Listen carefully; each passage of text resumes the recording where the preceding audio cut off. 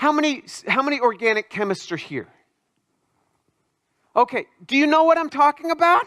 Isn't this true? It just doesn't work.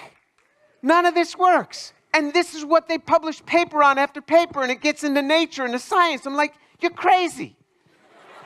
So one guy makes ribose in a 0.1% yield with all the other carbohydrates in there, and they identify it by mass spec.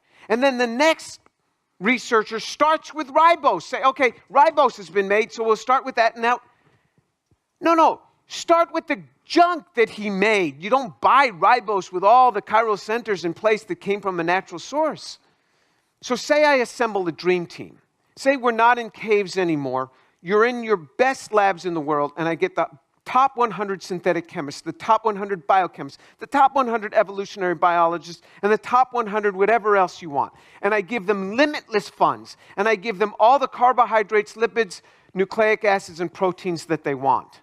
And I'll even give it to them in the assembled order. All the DNA, all the RNA, I'll give you the information. You tell me the code you want. I'll give it all to you. Now you take those and just make me one cell, the simplest of living organisms, a cell. Make it for me. To be like, you're crazy.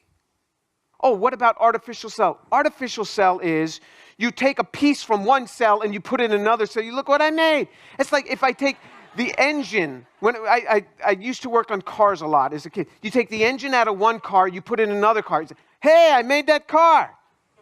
Not, you took the engine out of one car, that's what they call, artificial cell. You try to make a cell ab initio. I'll give you all the chemicals. You can't even build it. But in some cave somewhere, it happened.